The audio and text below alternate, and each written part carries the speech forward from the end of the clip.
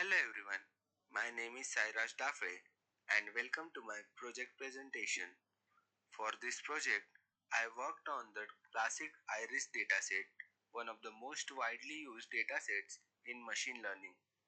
It contains flower measurements such as sepal length, sepal width, petal length, and petal width across three species: Setosa, Versicolor, and Virginica.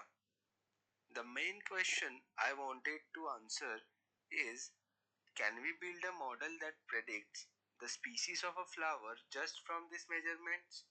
My goal was to use a decision tree classifier because it's simple, interpretable, and still powerful enough for this problem. I started by setting up environment in Google Colab. First, I installed and imported the necessary libraries such as NumPy, Pandas, Matplotlib, Seaborn, and Scikit-learn.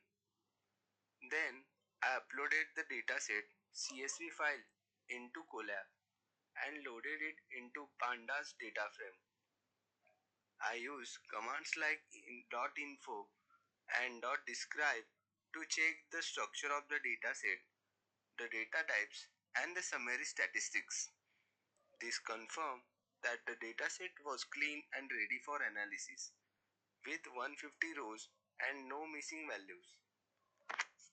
Next, I moved to exploratory data analysis. I began with a pair plot which shows scatter plots of all feature pairs. From this, it was very clear that Setosa is perfectly separable from the other two species based on petal features. Versicolor and Virginica, however, had some overlap. Then I plotted a correlation heat map, which showed that petal length and petal width are highly correlated. I also created box plot to see feature distribution across species. This confirmed that petal features are far more discriminative than sepal features. I also noticed some outliers in my data, but due to them being the real world observation and not errors, I kept them as it is in my data during analysis. Finally, I plotted histograms for each feature group by species. This helped visualize the spread and overlap, showing where the classes separate and where they overlap. With the dataset understood, I moved to model building. I performed a stratified train test split, 80% for training and 20% for testing. Stratification ensured that all three species were proportionally represented in both sets.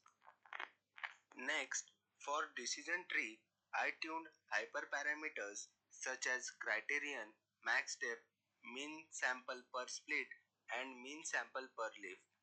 I used grid search CV with stratified fivefold cross validation. This means the training data was split into 5 parts and the model was trained and validated 5 times. The best configuration turned out to be Gini criterion with a max depth of 3, which gave strong accuracy while keeping the tree simple. To refine the tree further, I applied cost complexity pruning. I plotted accuracy versus pruning parameter alpha. As alpha increases, the tree becomes simpler but sometimes loses accuracy. I selected the alpha that gave the best validation accuracy, resulting in pruned tree that was both accurate and interpretable. One of the one of the limitation of raw decision trees is that they give overconfident probability estimates. To solve this, I applied isotonic calibration. This calibration plot compares prune tree with the calibrated tree for each class. The black diagonal line is the ideal case of perfect calibration. The solid lines deviate from this diagonal, showing overconfidence. The dashed lines with markers move much closer to the diagonal. This means the calibrated model's probabilities are now reliable and trustworthy. I also computed Brier score and log loss, both which improved after calibration. Next, I evaluated the prune tree on the test set. The accuracy was very high. The classification report showed excellent precision and recall, especially for Setosa.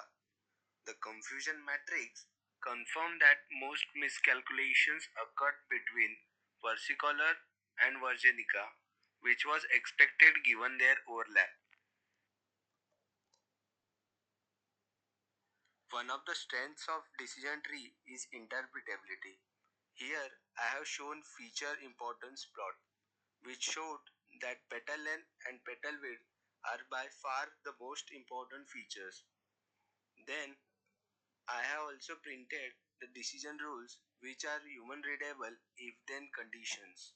This clearly explains how predictions are made step by step. Then I visualize the tree itself. The root node splits on petal length, which perfectly separated Setosa. The next splits distinguished between Versicolor and Virginica. Next, I plotted a learning curve for the prune tree. At the beginning, the training accuracy was very high, but validation accuracy was lower because of the less data. As the training accuracy increased, the validation score improved and stabilized. The shaded bands show variance. As we see, they get narrower with more data. This indicates the model is generalizing well without overfitting. To benchmark performance, I compare the pruned decision tree with other models such as logistic regression, linear SVM, and random forest.